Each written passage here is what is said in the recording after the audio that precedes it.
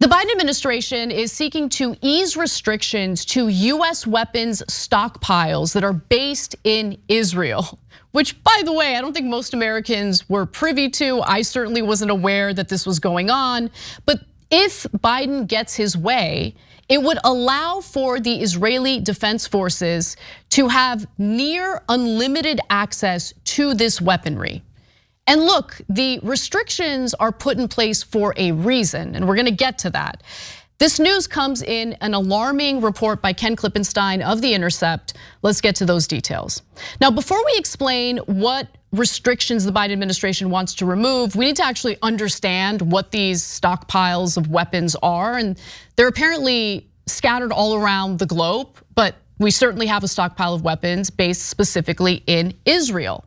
So Klippenstein reports that the War Reserve Stockpile Allies Israel, okay, that's what it's called, is the largest node in a network of what are effectively foreign US weapons caches.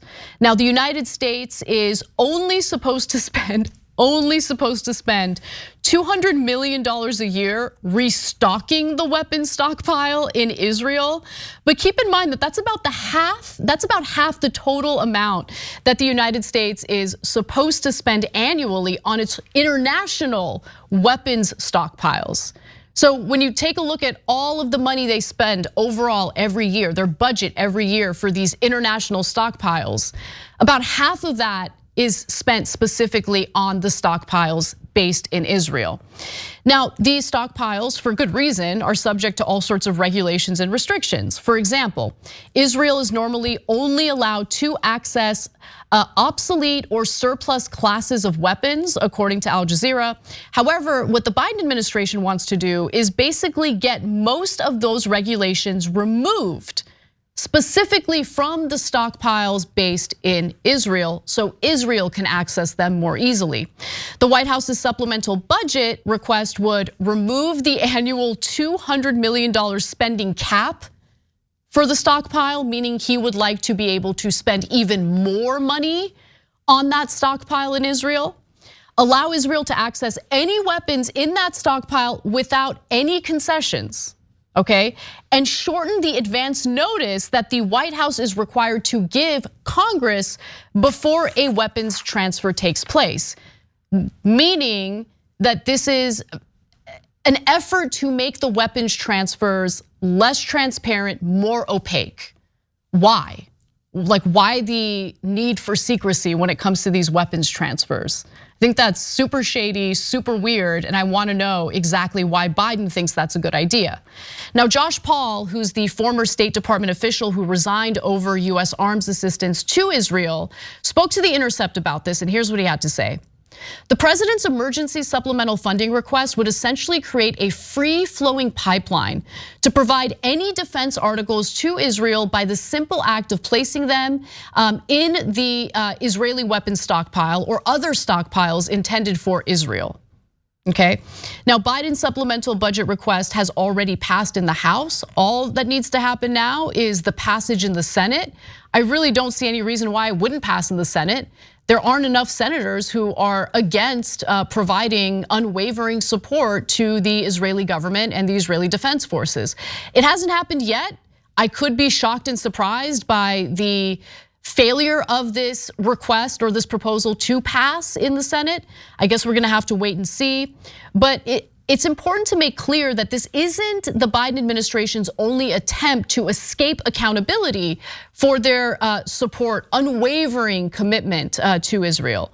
Whereas the Biden administration released a 3-page itemized list of weapons provided to Ukraine, down to the exact number of rounds, the information released about weapons sent to Israel could fit in a single sentence.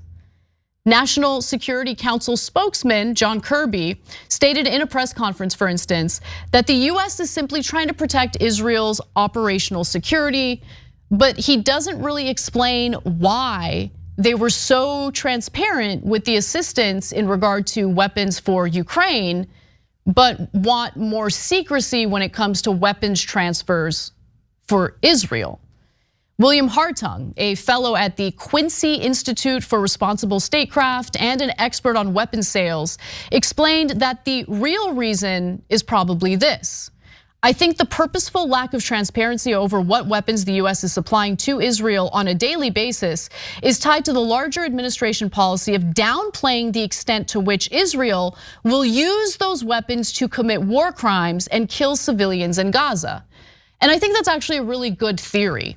In a previous report on the show today, I shared how, foreign policy experts who know a lot about military weaponry and what's typically used in these types of wars were really shocked to find that the IDF has been dropping 2,000-pound bombs in their airstrikes in Gaza. That is something that the US government has not engaged in, especially when it comes to densely populated urban warfare. And the reason why they don't is because they want to minimize the number of civilian casualties. Typically, the types of bombs that are utilized are 500-pound bombs that don't do as much damage. They're not as likely to flatten an entire apartment building, for instance. But Israel has decided to take a completely different move, a different tactic in using these far more extreme bombs as they do their airstrikes in Gaza, which explains the high civilian death toll. Now, last week, Bloomberg obtained a leaked copy of the US arms sent to Israel, and here's what they found. The weapons include thousands of Hellfire missiles, the same kind being used extensively by Israel in Gaza. Doesn't surprise me at all. And despite the Biden administration's pretty desperate efforts to conceal their support for Israel and conceal the types of weapons they want to provide for Israel, American voters apparently can see through it, and they're not happy. So according to a November poll by Reuters Ipsos, just 33% of US respondents now believe Washington should back Israel in the war, as opposed to being a neutral mediator or backing the Palestinians.